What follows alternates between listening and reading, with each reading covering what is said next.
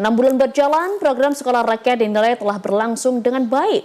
Menteri Sosial Saifullah Yusuf sebutkan walaupun saat tahap awal masih banyak PR, namun dengan berjalannya waktu, proses pembenahan terus dilakukan agar sekolah rakyat dapat optimal kembangkan bakat dan minat para siswa didiknya. Mensos targetkan di tahun 2026 mendatang akan ada 104 gedung permanen sekolah rakyat yang akan dibangun.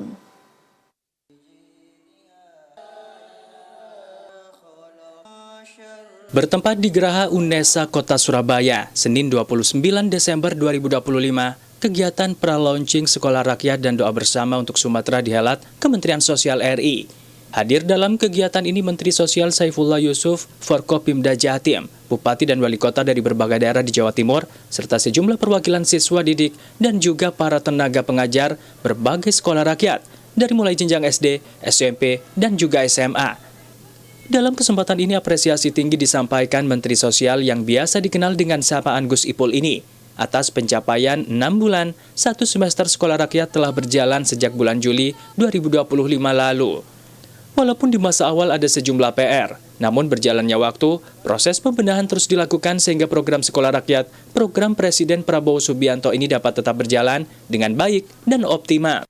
Hilirisasi dari penyelenggaraan sekolah rakyat, kira-kira lulusannya seperti apa nanti, tindak lanjutnya, dan kemudian proses-proses pendidikan yang harus dilakukan di lingkungan sekolah rakyat.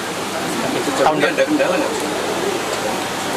Ya awal-awalnya ada kendala lah soal sarana prasarana ya, tapi sekarang udah bisa dicukupi semua, baik itu sarana prasarana gedung, ya, sarana air bersih, listrik, maupun juga infrastruktur yang terkait dengan proses pendidikan seperti laptop, ya, papan tulis digital, internet, dan lain sebagainya. Alhamdulillah bisa dicukupi secara bertahap. Tahun depan membangun berapa lagi, Pak?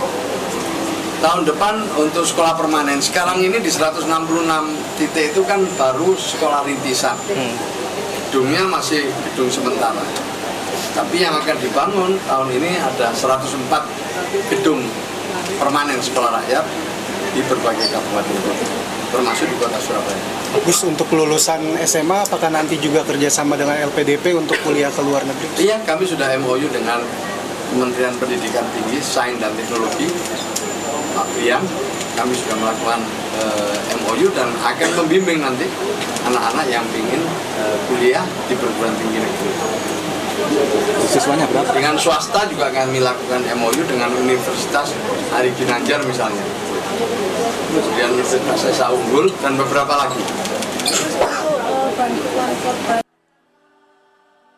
Di tahun 2025 sendiri total telah ada 166 sekolah rakyat rintisan yang telah beroperasi, di mana ditargetkan di tahun 2026 mendatang akan ada sebanyak 104 gedung permanen sekolah rakyat yang dibangun pemerintah. Pelaksanaannya seperti apa, capaian dalam satu semester ini seperti apa.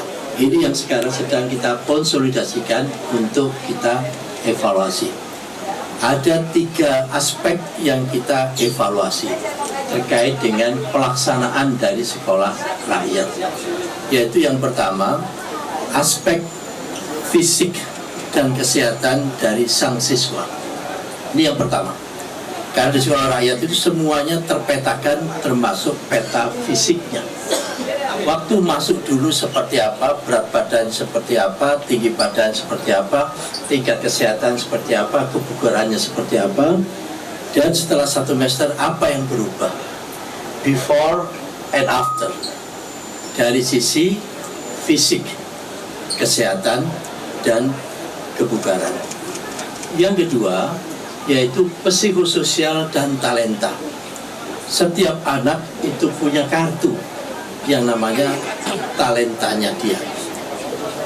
Berangkat dari talenta inilah sebenarnya yang ingin kita kembangkan. Tidak hanya dari aspek akademiknya semata, tapi talentanya. Itu juga sekarang sedang kita evaluasi. Insya Allah nanti Januari sudah bisa keluar hasil evaluasinya itu. Dan yang ketiga, tentu dari aspek akademiknya. Jadi 3 pilar itulah sekolah rakyat itu dinilai dari aspek muridnya, tentu dari aspek muridnya, yaitu yang pertama fisik dan kesehatannya, yang kedua dari sisi psikososial dan talentanya, yang ketiga dari sisi capaian akademiknya. Dalam kesempatan ini sebagai bagian dari evaluasi sekolah rakyat, pihak tim ahli sekolah rakyat juga menyampaikan tetap akan ada beberapa aspek yang akan dievaluasi selama program sekolah rakyat berjalan. 3 aspek dari mulai fisik dan kesehatan, kemudian psikososial dan talenta, serta capaian akademik akan dinilai dari tiap-tiap siswa didik selama proses belajar di sekolah rakyat. Pihak Kementerian Sosial berharap dengan evaluasi ini, apa yang menjadi minat bakat maupun talenta dari tiap siswa didik di sekolah rakyat nantinya dapat terpetakan, sehingga diproyeksikan menjadi bagian dari generasi emas Indonesia di tahun 2045 mendatang.